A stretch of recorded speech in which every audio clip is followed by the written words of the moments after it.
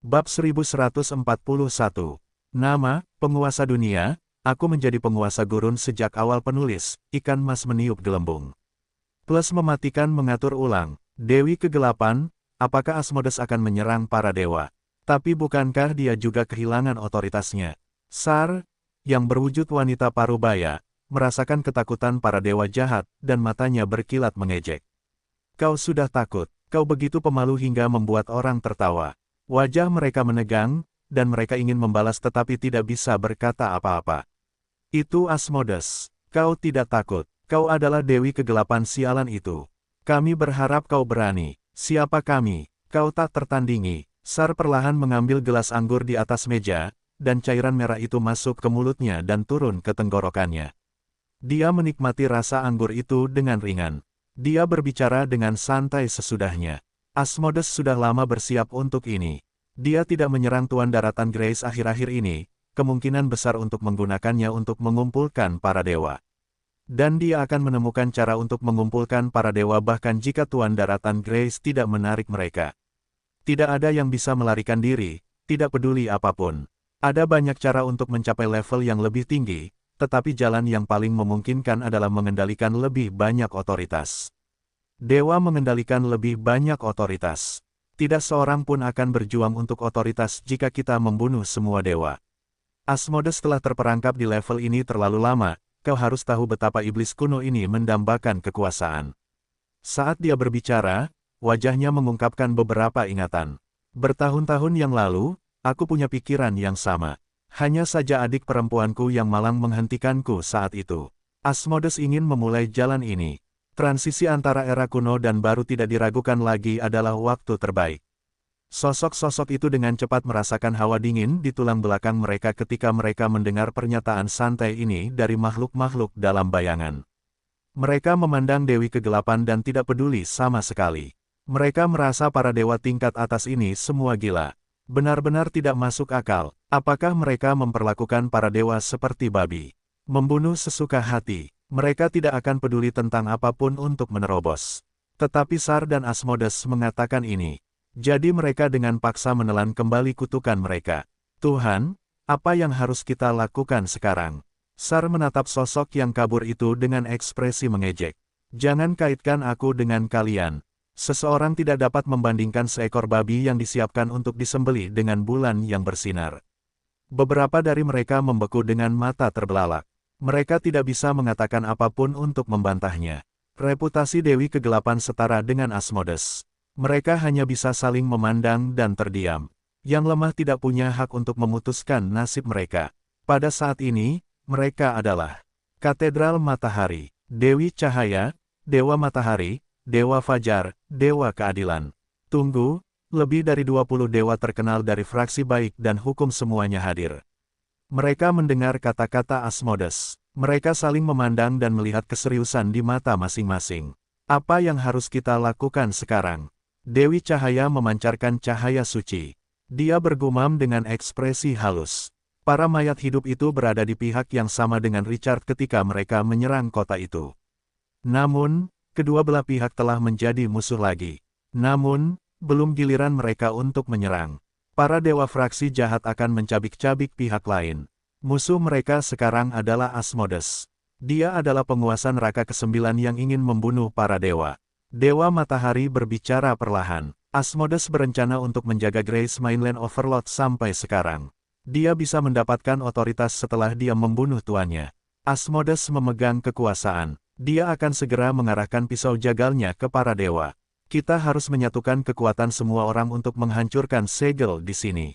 Para dewa bisa mendapatkan kembali kekuatan mereka, meskipun era baru akan berakhir setelah mereka membunuh semua Grace Mainland Lord yang disukai oleh kekuatan dunia. Namun, waktu pemulihan dan tingkat pemulihan juga tidak pasti. Asmodes, yang memiliki otoritas penuh, akan memiliki kekuatan untuk membunuh semua dewa. Tidak akan ada pengecualian. Melindungi dan mencegah kematian Richard bukanlah suatu pilihan. Mereka tidak dapat kehilangan segalanya sebagai ganti dari apa yang disebut dimulainya era baru jika mereka adalah perwakilan dari fraksi baik dan sah. Tidak seorang pun akan menyerahkan segalanya jika manfaat yang terlibat terlalu besar. Cahaya hanyalah relatif. Dan siapa yang dapat memastikan bahwa era baru akan lebih baik daripada saat ini? Bagaimana jika era baru lebih buruk? Apakah membela dunia lama adalah pilihan yang tepat? Sebuah suara tenang menyela pikiran mereka tepat saat para dewa merenungkan bagaimana menghadapi Asmodes. Hanya 10 hari atau lebih, dan aku baru mengumpulkan 100 dewa, efisiensi kalian sangat lambat. Asmodes, jiwa era kuno, tidak dapat menyeberangi lautan era baru, sudah waktunya tirai ditutup. Seseorang seharusnya membiarkan jiwa-jiwa kuno di sungai waktu yang panjang membusuk. Para dewa tanpa sadar menoleh dan melihat sosok yang melayang di atas gereja gurun. Ekspresinya sedikit aneh. Penguasa daratan Grace ini lagi. Apakah orang ini tahu apa yang sedang dibicarakannya? Butuh waktu lebih dari 10 hari bagi lebih dari 100 dewa untuk berkumpul. Kau tidak mengira telah memasang perangkap ini, bukan? Tidakkah si idiot ini tahu Asmodes memanfaatkannya? Iblis kuno itu membuatmu tetap hidup untuk menarik perhatian kami. Kau pikir kau orang hebat. Semua ancaman orang lemah akan membuat orang tertawa. Richard adalah badut yang melebih-lebihkan dirinya di mata para dewa. Itu menyela Asmodes. Dia sedikit mengernyit. Dia berbalik untuk melihat Tuan Daratan Grace. Dia sepertinya tahu apa yang sedang terjadi dan berkata perlahan. Tuan manusia, kau tampaknya telah melakukan kesalahan. Sekarang bukan giliranmu untuk berbicara. Bidak catur harus memiliki kesadaran bidak catur. Dia berbicara, dan aura jahat yang bisa dia tekan tidak lagi menyatu dan mengalir keluar tanpa ampun. Itu seperti kebangkitan binatang buas kuno, kebangkitan keberadaan kekejian di kedalaman jurang, dan auman dewa di kedalaman kekacauan. Dalam sekejap, dunia menjadi gelap. Bayangan besar menyelimuti dunia. 10.000 kali telah memperbesar tubuh Asmodes. Bintang-bintang, danau-danau, gunung-gunung, dan sungai-sungai semuanya bersujud di bawah kakinya. Para pasukan di kota Thorin, para dewa dalam bayang-bayang, dan para pemain dalam siaran langsung semuanya merasakan ketakutan yang tak terkendali di bawah tekanan yang tak berujung. Beberapa orang yang berkemauan lemah jatuh berlutut dan gemetar saat mereka menekan kepala mereka ke tanah. Hanya dengan melakukan itu mereka dapat meredakan ketakutan yang luar biasa di hati mereka. Itulah tekanan dari penguasa neraka ke-9, aura dewa kelas atas. Para penonton di ruang siaran langsung menahan napas. Mereka bahkan tidak berani bernapas dengan keras. Itu sudah cukup untuk membuat mereka jatuh ke dalam kengerian yang luar biasa jika mereka hanya merasakan sebagian kecil dari tekanan itu. Tangan dan kaki mereka dingin, punggung mereka mati rasa, dan tubuh mereka lemas. Mereka tidak dapat membayangkan betapa mengerikannya Asmodes di puncaknya. Namun, sosok di tengah ruang siaran langsung itu sama. Mengesankannya seperti lempengan batu sementara semua orang terkejut. Sosoknya tidak mundur setengah langkah. Dia masih berdiri tegak dan tegap. Mata Richard yang dalam menatap penguasa neraka ke-9. Dia berjalan dalam wujud manusia, dan wajahnya berangsur-angsur menjadi dingin. Asmodes, ini bukan neraka ke-9-mu. Kamu tidak memenuhi syarat untuk berada di wilayahku. Dia menunjuk jarinya. Kebencian dan kekhawatiran memenuhi mata mereka, bukan untuk Richard, tetapi karena takut dia akan membuat Asmodes marah. Adegan itu akan menjadi bencana yang tidak akan mau dilihat siapapun setelah membuat bos pamungkas ini marah. Asmodes tampak sedikit tertegun. Dia kembali sadar. Dia tidak hanya tidak marah, tetapi dia bahkan tertawa. Selama bertahun-tahun yang tak terhitung jumlahnya, kamu adalah orang pertama yang memberitahuku, aku tidak memenuhi syarat untuk menjadi manusia. Apakah otoritas gurun memberimu ilusi? Atau apakah pesawat di atas kepalamu memberimu kepercayaan diri? Dia berbicara, dan matanya memerah. Aura jahat yang tak tersamarkan melonjak lagi. Tubuhnya terpelintir, dan anggota tubuhnya menggeliat seperti karet. Itu seperti boneka tanah liat yang dimainkan. Itu sangat menakutkan. Tubuh manusia itu hancur di tengah distorsi dalam rentang napas. Kehidupan baru muncul di depan matanya. Tingginya hampir 4 meter, dan kulit serta rambutnya berwarna merah tua, seperti api abadi dan magma neraka. Pupil matanya berkedip-kedip dengan warna darah neraka, dan sepasang tanduk iblis melengkung tumbuh di kepalanya, diukir dengan rune jahat yang dingin. Jubah merah dan hitam yang bertatahkan batu permata bermutu tinggi membuatnya tampak agung dan mulia. Dia memegang tongkat kerajaan hitam murni. Salah satunya bertatahkan batu rubi cerah di atasnya. Itu berisi kekuatan sihir yang kuat yang bahkan dapat membekukan waktu di sekitarnya. Asmodes adalah penguasa neraka ke-9. Itu adalah tubuhnya. Tekanan di sekitarnya meningkat secara eksponensial dengan tubuhnya. Penonton di ruang streaming langsung ketakutan. Para pemain tidak lagi berani menonton dalam mode imersif. Mereka hanya bisa menggunakan mode jendela untuk mengisolasi tekanan. Kota Solan bergetar di bawah kekuatan ilahi. Cepat, hubungi dewa-dewa lain dan hancurkan segelnya bersama-sama. Penguasa kegelapan, tolong selamatkan kami kali ini. Kami bersedia menyerahkan segalanya. Jangan melawan Asmodes secara langsung. Mundurlah ke laut begitu kau memiliki kesempatan. Para dewa seperti burung yang ketakutan saat ini. Jiwa mereka hampir lolos. Asmodes sedikit meregangkan otot dan tulangnya. Dia merasakan kekuatan melonjak di tubuhnya. Dia menatap Richard di langit dan berbicara dengan acuh tak acuh. Sudah waktunya untuk mengakhiri lelucon ini. Untuk menyelamatkan Grace Mainland Overlord untuk waktu yang lama membuat para dewa bosan. Selanjutnya, memburu para dewa akan menjadi prolog pertunjukan. Dewa penciptaan telah menghilang selama bertahun-tahun yang tak terhitung jumlahnya. Sudah waktunya bagi dunia ini untuk menyambut penguasa baru. Dia tidak memberi Richard kesempatan lagi untuk berbicara. Sosoknya langsung menghilang dari tempatnya berada, dan sedetik kemudian, dia muncul di pasir kuning. Dia melambaikan tongkat kerajaan Ruby. Kekuatan sihir di sekitarnya langsung meledak, dan gelombang energi yang mengerikan itu tampaknya membelah langit. Itu mendistorsi ruang, dan waktu hampir berhenti. Richard bergerak maju seperti kilat karena semua orang mengira dia akan menghindari serangan Asmodes. Pasir tak berujung memadatkan tangan kanannya dan menghantamnya. Bang! Lengan yang terbungkus pasir itu langsung bertabrakan dengan tongkat batu permata itu. Gelombang energi yang mengerikan meletus, dan badai angin. Level 18 meledak ke segala arah itu tampak seperti akhir dunia. Jantung para penonton di ruang siaran langsung berhenti berdetak. Perasaan tercekik sedikit menghilang ketika mereka melihat sosok tegak dan buram di tengah gambar. Para dewa kota Solan dapat melihat hasil tabrakan itu. Tongkat batu permata yang mengandung kekuatan tak terbatas tidak menyebabkan kerusakan apapun pada Grace Mainland Overlord. Itu membuat jantung mereka berdebar kencang. Mereka cocok secara seimbang. Pupil semua dewa mengerut, dan rasa absurd muncul di hati mereka. Grace Mainland Overlord itu begitu kuat. Mereka melihat pasir kuning di tubuh Richard meledak sebelum mereka bisa kembali sadar. Kekuatan seluruh gurun kematian langsung memoles tubuhnya. Pesawat di atas kepalanya pada saat yang sama memancarkan cahaya kabur. Dan aura di tubuhnya menyembur keluar seperti lava dan berbenturan langsung dengan roh Asmodes yang keji. Richard menekan penguasa neraka ke-9. Ekspresi Asmodes berubah untuk pertama kalinya, dan tatapannya menjadi sangat kejam. Dia merasakan ancaman dari Grace Mainland Overlord ini. Ketika pihak lain mengatakan dia telah menyiapkan jebakan bagi para dewa untuk datang, itu tampaknya bukan omong kosong. Dia memiliki kekuatan untuk melakukannya. Indra Asmodes kembali, dan dia merasa terhina. Seorang Grace Mainland Overlord dapat menghentikannya. Lalu bukankah rencananya untuk memburu para dewa akan menggelikan? Kekuatan agung Asmodes menyala dan disuntikkan ke tongkat batu permata. Fluktuasi energi di dalamnya meningkat 10 kali lipat, dan segel buatan otoritas di sekitarnya beriak dan terdistorsi. Seolah-olah itu bisa hancur kapan saja.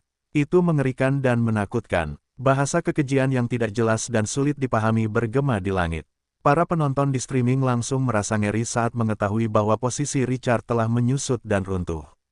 Sebuah lubang hitam dengan hisapan tanpa akhir telah muncul di kehampaan.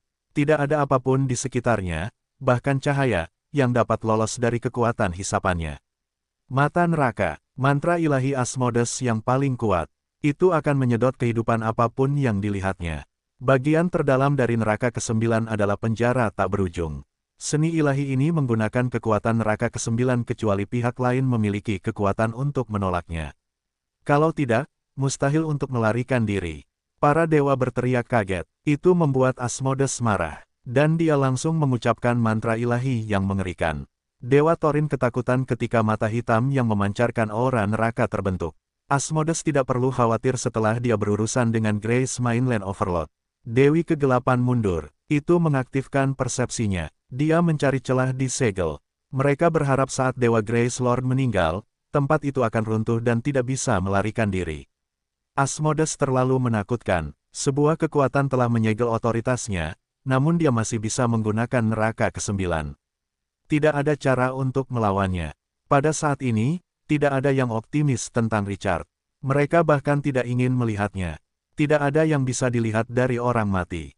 Namun, sementara mata neraka melahap semua yang ada di kehampaan, target utama Asmodes adalah seharusnya tidak ada gerakan. Mata neraka, yang bisa melahap segalanya dan bahkan cahaya tidak bisa melarikan diri, tidak bisa memengaruhi sosok yang tertutup pasir kuning. Tubuh yang menjulang tinggi itu seperti gunung tinggi yang tak tergoyahkan. Hanya itu, suara Richard yang tenang dan acuh tak acuh seperti tamparan bagi Asmodes dan para dewa. Para dewa hendak melarikan diri dan tiba-tiba menoleh dan menatap langit dengan tak percaya.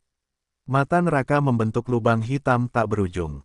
Itu tidak jauh, tetapi Richard tidak bergerak. Apa yang sedang terjadi? Itulah kekuatan neraka ke-9. Bagaimana mungkin penguasa daratan Grace bisa menahannya? Sebuah cabang hijau lembut dengan cepat terkulai turun dari pesawat di langit dan mendarat langsung di mata neraka yang hitam pekat tepat saat para dewa kebingungan. Mata neraka menyusut dengan cepat, dan mantra suci tingkat tinggi yang membuat para dewa ketakutan menghilang dalam sekejap mata. Mata neraka belum menghilang. Cabang hijau lembut menangkapnya. Itu membuat orang banyak ketakutan. Ya, cabang itu menangkapnya. Para dewa melihat pemandangan itu dan menjadi liar. Apa yang sedang terjadi? Itu adalah gerakan pembunuh yang dipadatkan dari kekuatan neraka ke-9. Itu bisa melahap segalanya, dan itu adalah manifestasi kekuatan neraka ke-9. Itu bukan objek fisik, jadi bagaimana seseorang bisa menangkapnya? Kontras yang monumental membuat semua orang sedikit tercengang. Para dewa buru-buru melepaskan persepsi mereka dan dengan hati-hati merasakan cabang hijau lembut itu. Setelah beberapa saat, mereka kehilangan suara mereka lagi. Benih pohon dunia, sial, tidak heran itu bahkan bisa menangkap kekuatan mata neraka. Itu adalah cabang pohon dunia. Pohon dunia bahkan dapat menanggung dunia. Dan neraka ke-9 juga merupakan bagian dari dunia. Tentu saja, ia dapat menangkap kekuatan neraka ke-9. Tidak ada yang salah dengan itu. Akan aneh jika tidak ada. Bukankah pohon dunia mendukung alam fana? Dewa pencipta mengukir prasasti tertinggi, dan seseorang tidak akan pernah bisa menginjaknya. Seseorang tidak dapat menyentuhnya. Kenapa tiba-tiba muncul? Dia tidak mungkin konyol dan bahkan menggunakan pohon dunia, kan? Bahkan jika kekuatan dunia memberkatinya. Pupil mata Asmodes mengerut, dan ketidakpercayaan memenuhi hatinya. Penguasa daratan Grace ini bahkan dapat memanfaatkan pohon dunia. Emosi tegang di hatinya tiba-tiba mengendur. Tidak perlu melanjutkan pertarungan jika pohon dunia yang mendukung alam fana. Itulah fondasi dunia. Itu adalah sesuatu yang dipelihara oleh Dewa Pencipta. Bahkan dia tidak bisa melawannya. Asmodes menarik napas dalam-dalam. Dia dengan cepat mengumpulkan pikirannya dan melambaikan tongkat permatanya lagi. Dia ingin melihat seberapa mampu penguasa daratan Grace ini. Namun kali ini, sikapnya berubah dari meremehkan menjadi serius. Dia tidak lagi berpikir pihak lain bisa mengalahkannya dalam satu pukulan. Penguasa daratan Grace ini memiliki kekuatan yang tidak bisa dicapai oleh manusia. Ini butuh waktu lama untuk dijelaskan, tetapi itu terjadi dengan sangat cepat. Asmodes menekan ketidakbahagiaan di hatinya dan meletus dengan semburan energi. Kali ini, fluktuasi itu bahkan lebih kuat dari mata neraka. Namun, akar muncul di langit lagi sebelum energi bisa terbentuk. Pohon dunia tidak lagi memancarkan vitalitas tetapi kejahatan, kehancuran, dan kekejaman yang tak ada habisnya. Akar dan cabang pohon dunia telah mencapai sisi Asmodes. Penguasa neraka ke-9 merasakan bahaya fatal mendekat, dan pikirannya bergetar. Kekejian ilahi. Dia tiba-tiba menghentikan mantra ilahi ini dan dengan paksa melambaikan tongkat batu permatanya. Tubuhnya berubah menjadi ketiadaan, dan dia ingin melarikan diri. Namun pada saat berikutnya, pupil Asmodes memantulkan energi gurun yang tak terbatas dari penguasa daratan Grace. Kekuatan planar pohon dunia di langit berada di bawah tekanan berat. Dia tidak punya tempat untuk bersembunyi. Dia merasakan ruang di sekitarnya membeku. Otoritas telah menutup kota Solan, dan ruang itu berada di bawah kendali Richard. Dia adalah penguasa tempat ini. Wajah Asmodes berubah pucat, dan kemarahan di hatinya meledak. Langkah kakinya berhenti tiba-tiba. Mereka menatap akar pohon dunia yang masuk. Berani sekali. Apakah dia akan mempersiapkannya sebagai mangsa untuk disembelih? Tatapan para dewa memperdalam rasa malu. Bagaimana mungkin iblis yang sombong, penguasa neraka ke-9, yang memegang kekuatan tertinggi, mentolerir hal seperti itu? Tekanan penguasa neraka ke-9 menyapu sekeliling, dan tongkat batu permata menari-nari liar. Kekuatan yang tersembunyi di dalam tubuhnya meledak seperti jurang yang tak berdasar. Energi merah darah menyegel sekelilingnya. Itu menghalangi kekuatan untuk melewatinya. Energi itu langsung berubah menjadi substansi dan menekan akar-akar kekejian yang turun dari langit karena terlalu agung. Letusan seluruh kekuatannya sudah cukup untuk menghancurkan dunia, baik dia bergegas atau tidak. Saat miliaran orang menyaksikan, akar-akar yang kering dan bengkok menyerbu energi merah darah. Dua kekuatan yang berbeda bertabrakan. Namun, ledakan yang diharapkan tidak terjadi. Akar yang bengkok itu seperti pisau merah menyala yang menusuk mentega, dan Asmodes terbentuk dan menembus gelombang kekuatan. Ekspresi Asmodes berubah drastis. Kekuatan para leluhur yang agung. Akar kekejian itu mengandung kekuatan dan bercampur dengan para leluhur yang agung. Bajingan terkutuk dari zaman kuno itu sebenarnya berada di pihak penguasa daratan Grace. Apakah mereka tidak tahu bahwa kebangkitan era baru akan melenyapkan para dewa dan para leluhur? Sialan, sialan, dia tidak takut dengan kekuatan para leluhur yang agung karena dia adalah dewa paling kuno. Namun, musuh mengejutkannya, dan kekuatan ganda menghancurkan pertahanannya dengan batasan kekuatan planar dan tekanan otoritas gurun. Kekuatan yang melonjak menembus. Akar mengikat Asmodes secara berlebihan. Meskipun penguasa-penguasa neraka ke-9 tanpa henti melambaikan tongkat batu permata di tangannya dan melepaskan serangan demi serangan yang mengerikan. Dia tidak bisa menghancurkan akar kekejian yang bercampur dengan kekuatan para leluhur yang agung. Fluktuasi energi yang mengerikan meletus saat Asmodes berjuang. Itu menggerakkan kelopak mata para dewa dengan liar. Itu adalah letusan kekuatan dewa neraka ke-9. Betapa mengerikan kekuatannya di puncaknya tidak terbayangkan. Dewa neraka ke-9 yang perkasa tidak bisa menghentikan dewa daratan kasih karunia. Itu lebih mengejutkannya. Semua orang menahan napas. Mereka takut kehilangan sedetik pun dari pemandangan itu. Akar yang bengkok dan layu mengikat Asmodes, dan mereka tidak berhenti. Sebaliknya, mereka mengencangkan cengkeraman mereka dengan keras. Kekuatan agung mengalir masuk dan dengan paksa mengikat dewa yang terkenal ini. Adegan ini menyalakan ruang streaming langsung. Persetan dengan kakekmu, ini Asmodes, dia diikat begitu saja. Bos King Qiu punya hidung besar. Kita tidak kalah, kita tidak kalah. Bos King Qiu, cepat dan bunuh bajingan ini. Kemajuan Richard telah sangat meredakan suasana tegang. King Qiu dapat menahan Asmodes. Dia bisa menyegel kota itu dengan percaya diri. Richard juga bisa bertahan. Mengenai membunuh semua dewa, mereka bahkan tidak berani memikirkannya. Bahkan para dewa yang sombong itu sangat menghargai kekuatan Richard. Orang tidak akan meremehkan kekuatannya untuk melawan Asmodes bola-balik.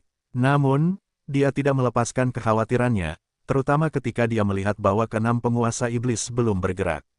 Hatinya waspada, bahkan bawahan Asmodes tetap diam. Penguasa daratan Grace berada di atas angin sekarang beberapa dewa kembali sadar dan mencoba untuk menghancurkan segel dan meninggalkan kota. Penguasa daratan Grace pasti sudah mati. Mereka tidak ingin menghadapi Asmodes yang gila. Itu akan menjadi mimpi buruk. Namun, semua orang dan penguasa Dale menunggu Asmodes untuk melakukan serangan. Balik, pengikut sekte pohon gelap kuno yang tak terhitung jumlahnya merasakan panggilan dewa mereka di dunia bawah tanah yang jauh. Mereka segera berlutut dan berdoa. Mereka membungkuk dengan sangat rendah hati. Pasir kuning di tubuh Richard berterbangan bersamaan. Satu menuangkan kekuatan gurun kematian ke akar bengkok yang mengikat Asmodes dengan berkat otoritas. Tanah abadi di langit dan kekuatan pohon dunia juga menambahnya. Kekuatan para leluhur agung dalam kegelapan juga padat pada saat yang sama. Akar kekejian yang mengikat Asmodes mengencang. Kemudian, miliaran orang di ruang streaming langsung menyaksikan dengan mata terbelalak sementara penguasa daratan Grace menunggu Asmodes untuk melakukan serangan balik di bawah kesaksian para dewa. Kaca, akar-akar itu mengencang seperti kabel baja dan menusuk Asmodes. Lebih banyak aksi terjadi di saat berikutnya. Puci, tubuhnya hancur berkeping-keping, dan darah berceceran di mana-mana. Kembang api kematian bermekaran. Akar-akar yang kering dan bengkok melewati anggota tubuh yang patah dan menguncinya dengan kuat. Itu mencegah mereka jatuh. Hanya tongkat batu permata yang tetap mengambang di langit. Asmodes, penguasa neraka ke-9, bahkan tidak punya waktu untuk bereaksi. Sang penguasa mencabik-cabiknya. Akar-akar yang memancarkan aura yang sangat jahat itu seperti ular panjang yang menari-nari di langit saat ini. Anggota tubuh berdarah tergantung di atasnya. Itu membuat pemandangan itu tampak berdarah dan kejam. Namun, semua orang mengabaikan pertumpahan darah di pemandangan itu. Semua orang dalam keadaan bingung. Dewi Kegelapan membelalakkan matanya karena tidak percaya. Dewi Cahaya berdiri tiba-tiba.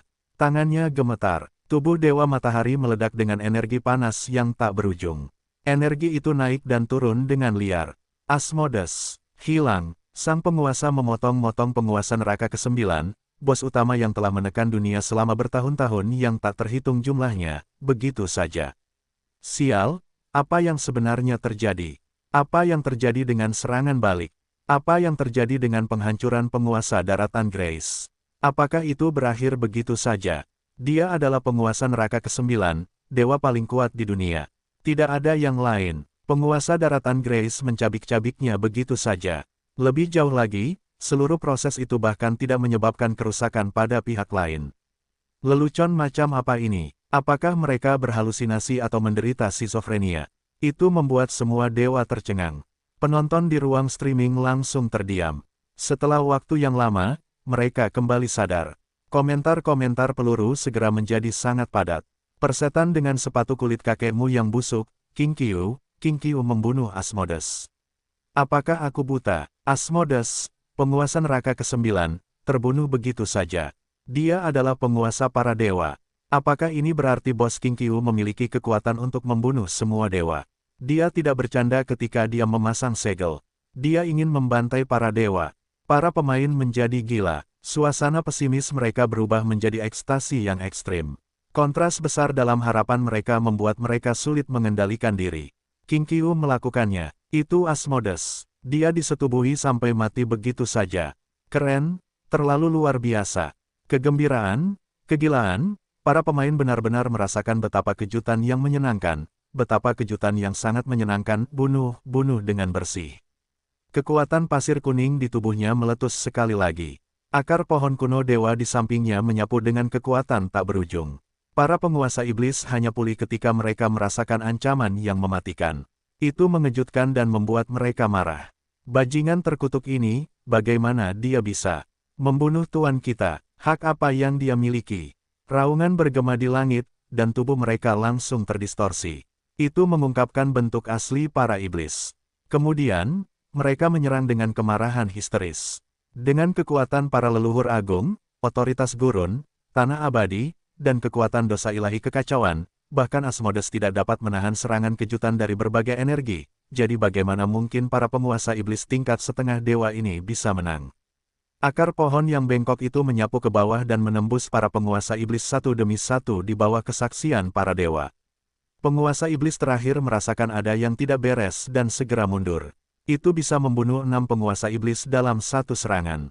Dia melihat tubuh Asmodes yang hancur di akar pohon kuno dewa, dan beberapa penguasa iblis yang berjuang keras tidak langsung mati. Ekspresi para dewa di kota Solan menjadi sangat menarik saat ini. Apakah ini kekuatan sebenarnya dari penguasa daratan Grace? Dia bercanda, kan? Tunggu, apakah dia serius?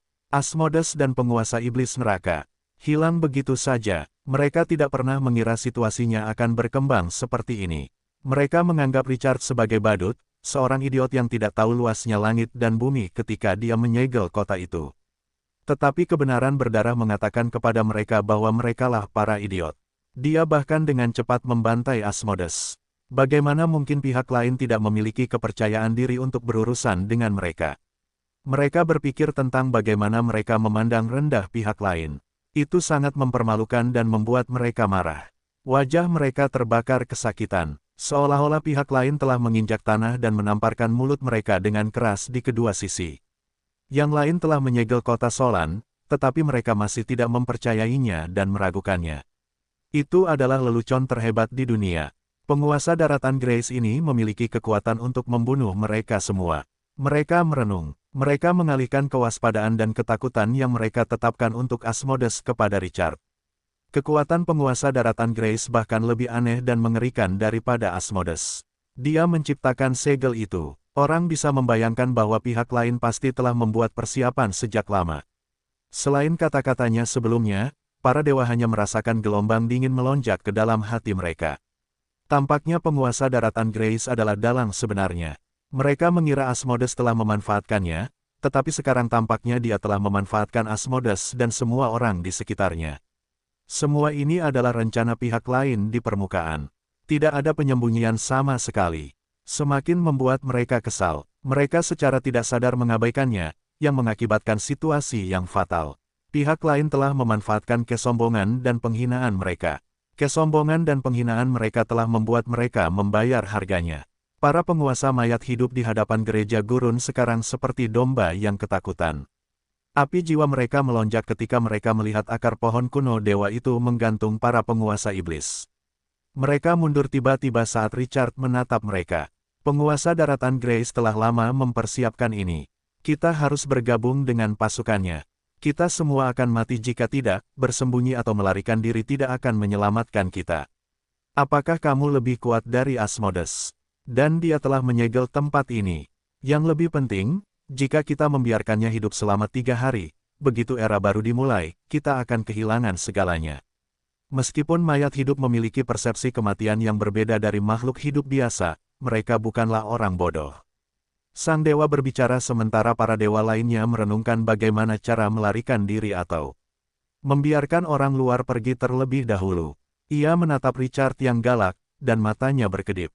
Pembicara itu benar, mereka tetap akan kehilangan segalanya meskipun mereka melarikan diri. Mereka mengendalikan segalanya selama bertahun-tahun yang tak terhitung jumlahnya. Kematian mereka akan lebih buruk jika pihak lain mengambil kekuatan mereka. Membunuh penguasa daratan Grace ini adalah untuk menyelamatkan hidup dan kekuatan mereka. Mereka yang bisa menjadi dewa semuanya adalah tokoh-tokoh terkemuka yang telah bertahan hidup selama bertahun-tahun berjuang dan mencapai puncak. Tidak ada seorang pun yang bodoh. Pada saat ini, solusi terbaik adalah bergabung dan membunuh penguasa daratan Grace ini. Para dewa mempertimbangkan untung dan ruginya. Mereka yang bersembunyi di setiap sudut mulai menunjukkan diri.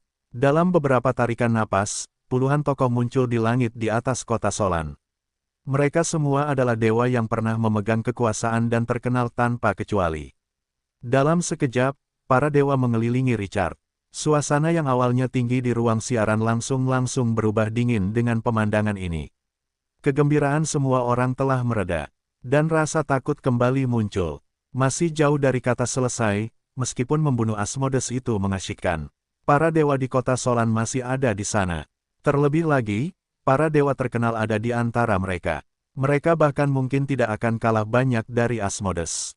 Apakah itu Dewi Cahaya? Aku melihat Dewa Matahari. Dewa Keadilan. Para hadirin mengenali setiap dewa. Suasana hati mereka turun di bagian bawah. Terlalu banyak, terlalu kuat. Asmodeus sendiri tidak cukup dibandingkan dengan para dewa yang muncul saat ini. Para dewa yang melambangkan keadilan, cahaya, ketertiban, dan kebaikan bercampur dengan para dewa dari perkemahan jahat saat ini. Itu bahkan berdampak. Mereka semua berdiri di seberang Richard.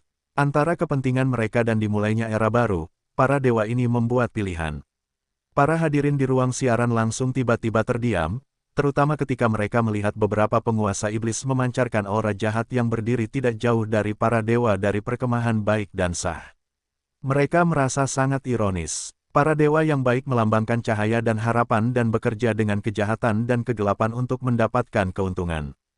Ketika cahaya tidak lagi menerangi dunia, kebaikan dan kejahatan saling terkait, dan keadilan hanya memperjuangkan kepentingannya sendiri. Apa perbedaan antara cahaya dan kegelapan? Apakah para dewa dari perkemahan baik dan sah ini layak mendapatkan iman orang-orang percaya dan kehormatan yang mereka nikmati? Richard telah siap secara mental, dan dia tetap tenang.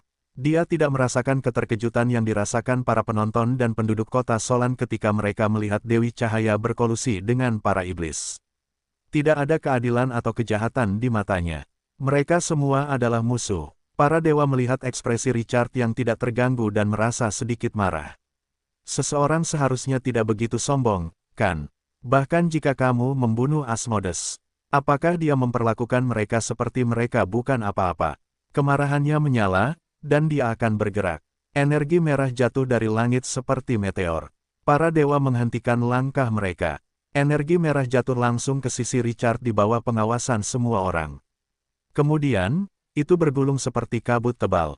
Itu mengembun menjadi sosok yang cantik dalam satu tarikan napas. Dia mengenakan baju besi merah dan memegang tongkat berbentuk bulan sabit merah. Dia gagah berani dan memiliki pesona yang tak terlukiskan. Kekuatan para dewa memberontak tak terkendali setelah energi merah muncul. Dewa Matahari di depan melihat sosok itu. Pupil matanya mengerut. Kekuatan para leluhur yang agung. Apakah itu Crimson Lord? Semua dewa merasakan hawa dingin di hati mereka. Memang ada sesuatu yang mencurigakan tentang kematian Asmodes yang cepat. Mereka menatap sosok merah tua itu dan tidak bergerak. Sosok itu telah menghidupkan kembali para leluhur agung selama berhari-hari. Banyak dewa telah mendengar bahwa Grace Mainland Overlord ini memiliki hubungan dengan mereka. Namun, mereka tidak menyangka bahwa penguasa ini masih berdiri di pihak Grace Mainland Overlord. Yang mulia Crimson Lord, tidakkah Anda tahu bahwa para dewa akan kehilangan kekuatan mereka ketika era baru dimulai? Kita tidak bisa melarikan diri, apalagi para dewa kuno. Itu akan menghancurkan keberadaan kuno sepertimu terlebih dahulu, bukan kita. Suara berat dewa jahat yang diselimuti kegelapan bergema di langit. Dia tidak ingin melawan dewa kuno yang hebat ini yang bahkan lebih sulit dihadapi daripada Asmodes. Windsor menutup telinga terhadap ini. Dia menoleh untuk melihat para dewa dari perkemahan baik dan taat hukum yang tidak jauh, dan sedikit ejekan melintas di matanya. Lord Richard, apakah Anda melihatnya? Dewa-dewa palsu ini menggunakan apa yang disebut faksi dan kebaikan sebagai penyamaran untuk menipu para pengikut mereka. Begitu seseorang menyentuh kepentingan mereka, mereka tidak peduli dengan apa yang disebut keuntungan mereka. Karena itu, seharusnya tidak ada keberadaan yang tinggi dan perkasa di dunia ini yang mengendalikan nasib semua makhluk hidup. Mereka semua harus disingkirkan. Sikap Windsor tidak pernah goyah. Dia telah berlatih dan bekerja untuk memadamkan semua dewa. Saat terakhir telah tiba. Para dewa mendengar ini, dan mata mereka menjadi berbahaya. Itu dengan paksa menekan kekhawatiran di hati mereka. Mereka tidak akan pernah mundur sebelum tekad mereka. Nada suara dewa jahat terdengar lebih dalam. Bersama-sama, kita telah menghancurkan Crimson Moon. Kalian yang dibangkitkan bahkan tidak memiliki 1/1000 kekuatan dari hari-hari kalian yang mulia. Hak apa yang kalian miliki untuk ikut campur? Mata Dewa Matahari dingin saat dia berteriak. Siapa yang tahu apa yang akan terjadi di apa yang disebut era baru ini? Bagaimana jika era baru adalah dunia tempat kejahatan berkembang biak dan kekacauan meningkat? Bagaimana jika era baru hanyalah tipuan untuk menipu semua orang? Melindungi orang-orang biasa yang tidak berdaya untuk bertarung dan melindungi orang-orang percaya kita adalah jalan yang harus kita lalui. Kita tidak boleh menyerahkan segalanya untuk tipu muslihat dan ketidakpastian. Jika ancaman yang menyebabkan seluruh dunia runtuh muncul di era baru, dan kita kehilangan kekuatan kita, siapa yang akan melindungi orang-orang percaya dan dunia? Dewa Matahari dan semua dewa baik lainnya berdiri dengan tatapan tak tergoyahkan. Mereka sangat yakin bahwa mereka membuat pilihan yang tepat. Apakah perubahan selalu baik? Mempertahankan status quo mungkin tidak lebih baik, tetapi tidak akan lebih buruk. Kelas penguasa, yang memiliki banyak keuntungan, jauh lebih takut pada perubahan daripada kelas bawah. Begitu pula dengan para dewa. Windsor tidak menanggapi mereka. Ia menatap Richard dengan tatapan tenang. Sekarang, kau harus tahu. Kejahatan tidak menakutkan. Yang menakutkan adalah mereka yang mengaku benar akan melakukan hal-hal yang paling jahat dan akan bertekad. Lakukan, bersihkan semua ini. Biarkan para dewa, mulai hari ini dan seterusnya, dihancurkan. Dia berbicara, dan perapal mantra berbentuk bulan sabit di tangannya memancarkan cahaya berwarna darah yang tak berujung. Windsor tiba-tiba muncul di hadapan para penguasa mayat hidup yang paling dekat dengannya di bawah tatapan kaget dari miliaran pemirsa di siaran langsung. Dia melambaikan, perapal mantra berbentuk bulan sabit, dan cahaya merah tua menyelimuti para penguasa. Seseorang tampaknya telah melemparkan tubuh kerangka para penguasa mayat hidup ke dalam asam sulfat pekat. Itu menggerogoti mereka sampai mereka berlubang. Api jiwa penguasa mayat hidup melonjak liar, dan energi layu melonjak seperti gelombang pasang yang dengan kuat menahan korosi yang fatal. Namun, mereka tidak dapat menghentikan energi merah tua tidak peduli seberapa banyak kekuatan yang mereka gunakan. Dewa-dewa palsu yang mencuri otoritas, aku akan mengambil kembali semuanya darimu. Suara tenang itu seperti gumaman malaikat maut. Itu adalah suara beberapa penguasa mayat hidup yang telah menjelajahi dunia selama bertahun-tahun yang tak terhitung jumlahnya dan dapat memobilisasi ratusan juta kerangka dengan satu gelombang. Namun, dia sudah berubah menjadi abu sebelum dia bisa melakukan perlawanan yang layak. Itu mengerikan. Para dewa menatap penguasa mayat hidup. Tulang-tulangnya jatuh, dan mereka merasakan hawa dingin menjalar di tulang belakang mereka. Ketakutan dan niat membunuh yang ganas memenuhi tatapan mereka saat mereka menatap pemilik suara merah tua itu.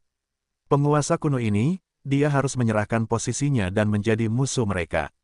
Sialan, para dewa yang bersembunyi di kota Solan dan ingin menahan diri diam-diam mendekati pusat medan perang. Hasil terburuk adalah kehilangan kekuatan mereka jika mereka menghadapi Richard sendirian, bahkan jika mereka tidak bisa membunuhnya. Namun, sifat Windsor telah berubah. Penguasa merah tua pernah menggantung tinggi di langit dan melambangkan zaman kuno. Dia tidak akan membiarkan mereka pergi karena menumbangkan para dewa kuno.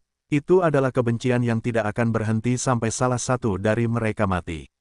Para dewa hendak bergabung untuk menyerang ketika peluit yang menusuk telinga terdengar dari langit. Sebuah batu monumental jatuh.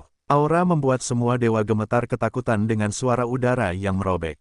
Para dewa tanpa sadar mendongak. Cabang-cabang dan akar-akar yang berayun-ayun dengan dahan-dahan yang patah membuatnya semakin menakutkan. Gemuruh, pohon yang menjulang tinggi itu menabrak bagian depan gereja.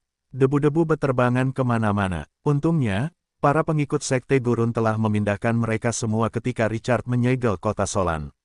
Kalau tidak, jatuhnya saja sudah akan menyebabkan sungai-sungai darah mengalir di tanah. Pohon kuno milik Tuhan. Itu adalah eksistensi tertinggi yang telah melahap hati dosa ilahi kekacauan dan tubuh beberapa dewa. Itu adalah kekuatan tempur terkuat di kota Twilight. Pada saat ini, level bos ini telah mencapai batasnya secara diam-diam. Itu adalah level 30. Tidak seorang pun dapat membayangkan berapa banyak mayat yang telah dilahap bos tersebut dalam beberapa bulan terakhir setelah Richard memutuskan untuk menukar mayat dengan buah emas dari pohon kekejian. Pohon kuno dewa telah mencapai ketinggian yang belum pernah terjadi sebelumnya dengan iblis mati yang tak terhitung jumlahnya. Bos ini adalah perwujudan kekuatan. Tidak perlu pujian apapun. Ia berdiri dengan tenang di tanah dan dapat gemetar saat melihat kehidupan apapun. Para dewa merasakan aura tak terkendali yang menyembur keluar dari pohon kuno dewa, dan para dewa perkemahan baik dan hukum adalah yang pertama goyah. Ekspresi mereka berubah sangat buruk. Dewa matahari memancarkan api yang tak berujung, dan cahaya yang membakar membuat seluruh kota terasa seperti tungku. Seperti yang diharapkan, aku memiliki niat buruk sejak awal. Tuan Crimson, beraninya kau berkolusi dengan kekejian ilahi. Kekejian adalah monster aneh dari kekosongan kekacauan primal, musuh bersama para dewa. Bergandengan tangan dengan kekejian ilahi tidak ada bedanya dengan bertindak sebagai pengkhianat. Kemunculan pohon kuno dewa menjadi sedotan terakhir yang mematahkan punggung unta. Tidak ada yang bisa mentolerirnya lagi. Pertempuran hebat meletus. Dewa matahari bergabung dengan Dewi Cahaya, Dewa Keadilan, dan Raja Fajar dan memimpin serangan terhadap Tribir. Cahaya suci kontras dengan aura jahat pohon kekejian. Kedua belah pihak langsung terlibat dalam pertempuran. Ketinggian pohon kuno dewa setelah level 30 sudah melebihi 100 meter, dan akarnya panjangnya ratusan meter. Bangunan-bangunan di sekitarnya meledak, hancur, dan terciprat ke seluruh langit dimanapun akarnya menyapu. Retakan monumental muncul di tanah. Pohon kuno dewa mengandalkan kekuatan tiraninya untuk langsung berbenturan langsung dengan lebih dari 20 dewa dari fraksi baik dan hukum. Langit dan bumi berubah warna. Semua orang di sini terkenal. Para dewa meninggalkan jejak dalam mitos dan legenda yang tak terhitung jumlahnya. Seluruh kota Solan akan runtuh karena kekuatan ilahi jika bukan karena segel otoritas. Para dewa dari fraksi baik dan sah berperang melawan dewa jahat. Bagi orang luar, ini mungkin pertarungan antara keadilan dan kejahatan, terang dan gelap. Namun pada kenyataannya, pohon kuno dewa adalah pendiri era baru, sementara para dewa cahaya yang baik berjuang untuk dunia yang membusuk di masa lalu. Adegan ini ironisnya tidak dapat dijelaskan. Cahaya bertindak untuk keuntungannya sendiri, sementara perwakilan jahat, kekejian, berjuang untuk dunia baru. Baik dan jahat, terang dan gelap, tidak lagi dapat dibedakan. Para dewa yang baik mengunci pohon kuno milik para dewa, dan sosok Dewi Kegelapan Sar muncul di hadapan Windsor. Beberapa iblis dan dewa jahat mengelilingi mereka. Tuan Merah, Anda seharusnya tidak ikut campur dalam perang ini. Sebagai wakil para dewa kuno, kepentingan Anda sama dengan para dewa. Windsor menatap Dewi Kegelapan yang berwajah samar. Ketika keadilan tidak lagi mewakili keadilan, ketika terang dan gelap bersatu, pembusukan telah menyebar ke akar-akar dunia ini. Dewi Kegelapan menatap sosok di depannya. Sosok ini menjadi semakin bersemangat untuk bertarung dan tidak bisa menahan diri untuk tidak terdiam. Dia tersenyum lega sesudahnya. Kita memiliki sudut pandang yang berbeda, jadi tidak perlu mengatakan apa-apa lagi. Kalau begitu, ayo bertarung. Dia berbicara, dan lusinan sosok dalam bayangan menyerang Windsor pada saat yang sama. Bibir Windsor melengkung menjadi senyum dingin saat dia mengangkat tongkat kerajaan berbentuk bulan sabit ke langit. Gemuruh mengikuti di saat berikutnya. Petir merah darah menari-nari seperti naga di langit. Itu langsung mengenai tongkat kerajaan berbentuk bulan sabit. Aura Windsor langsung meroket dengan kecepatan yang mengerikan. Pada saat yang sama, di seluruh Shining Era Multiverse, penduduk asli dan pemain yang telah memperoleh kekuatan orang-orang kuno yang hebat dalam paket ekspansi sebelumnya atau bergabung dengan faksi orang-orang tua kuno yang hebat semuanya memiliki bulan darah di benak mereka. Aku telah kembali. Suara dingin yang seperti kekuatan surga itu memekakkan telinga. Pada saat berikutnya, kekuatan para dewa kuno yang mereka peroleh sebelumnya surut seperti air pasang dan menyerbu ke dalam Crimson Moon dalam pikiran mereka. Tuan mereka mengingat kekuatan para dewa kuno yang mereka peroleh untuk menghadapi musuh. Dewi Kegelapan merasakan semua ini dan langsung merasa rambutnya berdiri tegak. Sebagai dewa kuno yang telah bertahan hidup sejak awal dunia dan pernah menjadi simbolnya, tidak ada yang tahu lebih baik daripada dia betapa kuatnya Crimson Moon di langit yang tinggi itu. Pada saat ini, dia merasakan aura Crimson Moon kuno di langit dari Windsor lagi. Itu berbahaya dan fatal. Bunuh mereka. Aura gelap yang tak berujung melonjak dari tubuhnya tanpa ragu-ragu. Aura yang sama menakutkannya muncul di antara sosok-sosok gelap yang telah melancarkan serangan. Mereka adalah Dewi Laba-Laba Lolita. Tubuhnya adalah laba-laba raksasa, dan wajahnya adalah peri. Pangeran Iblis Demogorgon juga menyertainya. Kepalanya memiliki 2 babon. Sisanya adalah semua penguasa iblis yang bergema di seluruh jurang. Kekuatan yang mengelilingi Windsor bahkan lebih menakutkan daripada pohon kuno dewa itu. Kekejian itu hanya pernah berkuasa sekali, tetapi sebagian besar dewa telah mengalami bahaya dari para dewa kuno. Fraksi baik dan jahat yang tertib mengambil alih pohon kuno dan Windsor milik dewa, sementara fraksi netral yang tersisa mengincar Richard. Richard tampak seperti buah kesemek yang paling mudah dicubit dibandingkan dengan makhluk-makhluk kelas atas ini. Itu luar biasa ketika mereka mengetahui bahwa Richard telah membunuh Asmodeus. Penguasa ke-9 telah mematahkan anggota badan di akar pohon kuno milik dewa. Ketakutan mereka lenyap, dan niat membunuh mereka membumbung tinggi. Lebih jauh lagi, Richard adalah inti dari perang ini.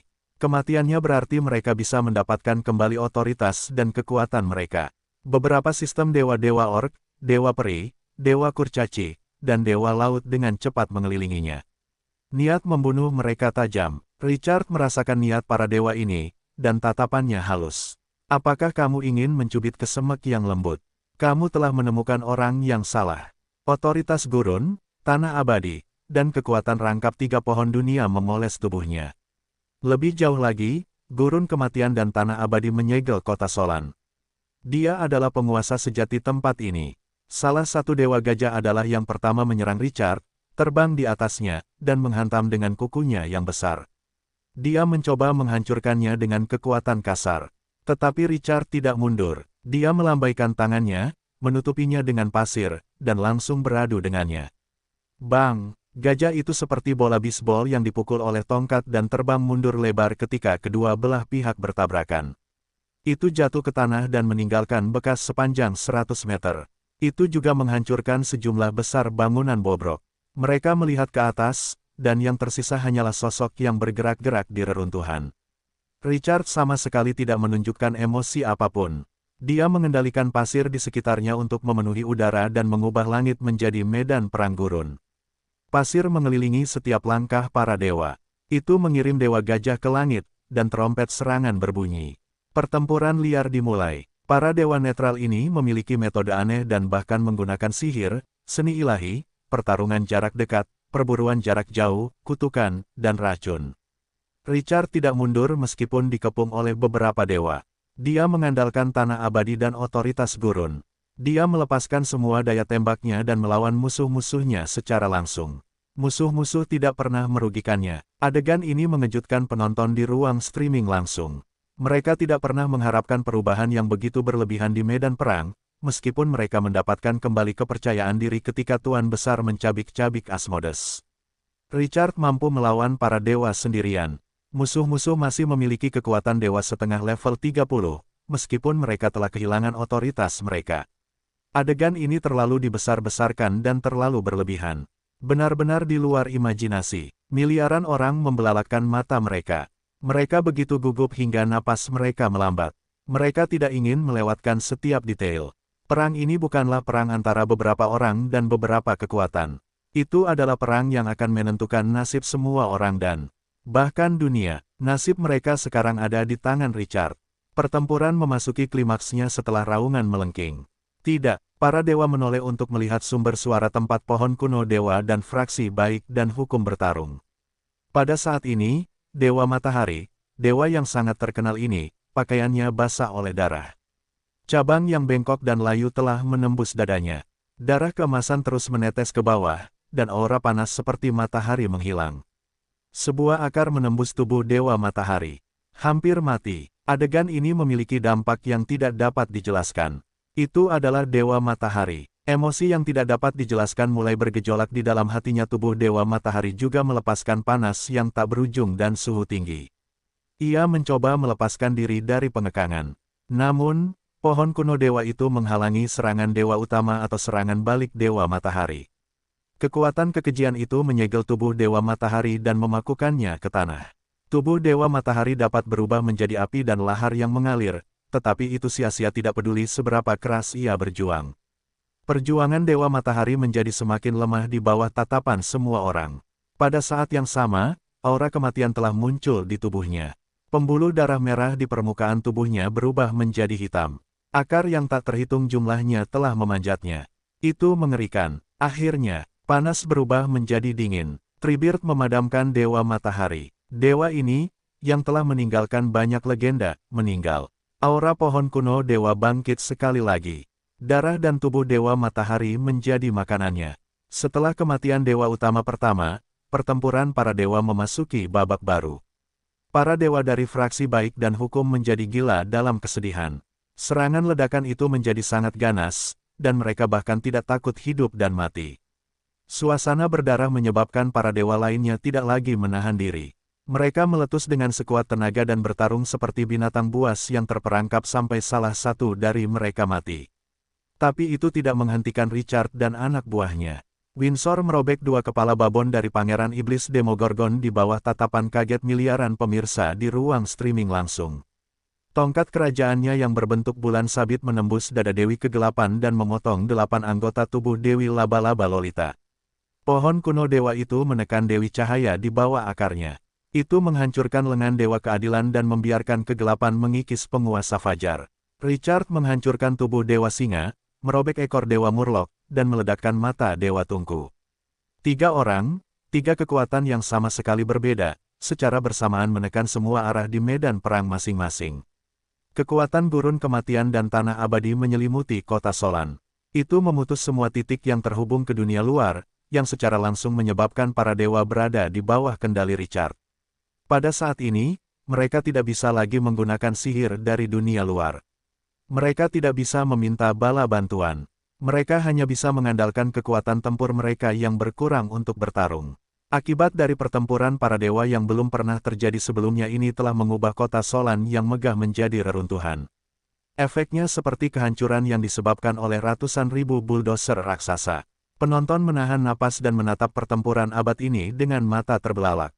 Windsor memotong tubuh Dewi Laba-Laba Lolita di tengah gelombang energi yang tak berujung dan tatapan para pemain. Itu memadamkan kehidupan laba-laba itu. Akar pohon kekejian menghancurkan Dewa Fajar. Richard mengganti semua karakteristik abadi Dewa Peri menggunakan otoritas gurunnya. Mereka melihat para dewa jatuh satu demi satu. Kekuatan dunia tidak berada di pihak para dewa. Itu akan memobilisasi kekuatan tak terbatas siapapun yang membantu penguasa daratan Grace yang diberkati. Dunia menjaga pencipta era baru. Otoritas gurun dan tanah abadi menyegel kota Solan. Itu adalah kandang bagi para dewa dan menyebabkan kekuatan mereka turun ke titik beku karena kurangnya otoritas. Itu menyatukan manusia. Mereka biasa terpecah belah, meskipun para dewa memiliki musuh yang sama.